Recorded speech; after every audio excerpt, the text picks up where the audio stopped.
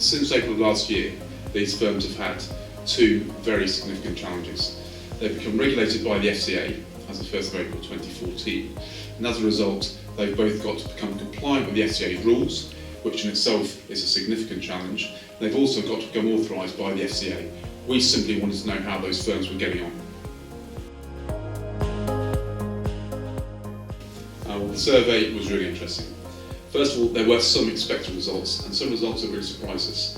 The highlights of the expected results were that 65% of respondents were credit brokers, which is in line with the market, and the majority of respondents were applying for limited permissions from the FCA, not full permissions.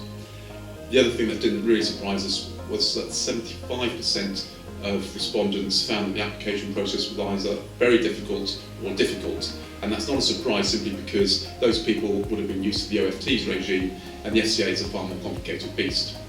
In terms of the results that did surprise us, then the thing that really stood out was that 60% of firms had said they had already implemented appropriate compliance controls in the business.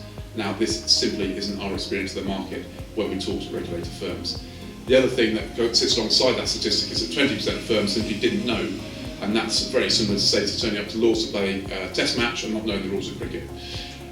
The other result that we didn't really expect was that 70% of firms that they thought that the FCA's regulations pose either a low risk or a very low risk to their business.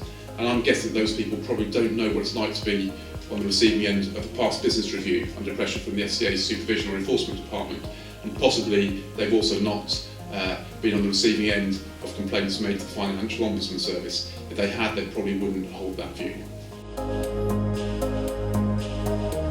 Well, it's because we have been talking to many firms in the market, and our experience is that they have not generally implemented the 20 or 30 primary compliance policies and procedures that need to be implemented to comply with the FCA's regulations.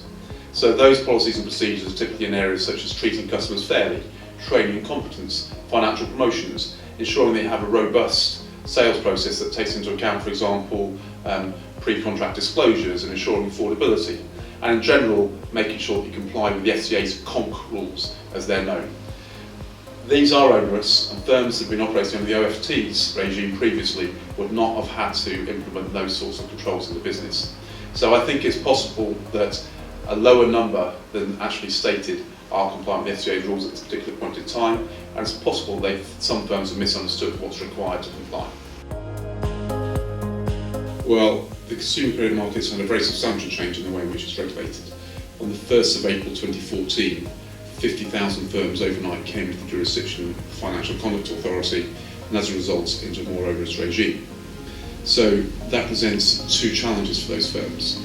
First is that they need to apply to the FCA to be authorised, and that's quite an involved process. It involves submitting an application to the FCA, potentially responding to a number of questions, and evidencing why a firm should be admitted to the FCA and to its register and be allowed to carry on those regulated activities.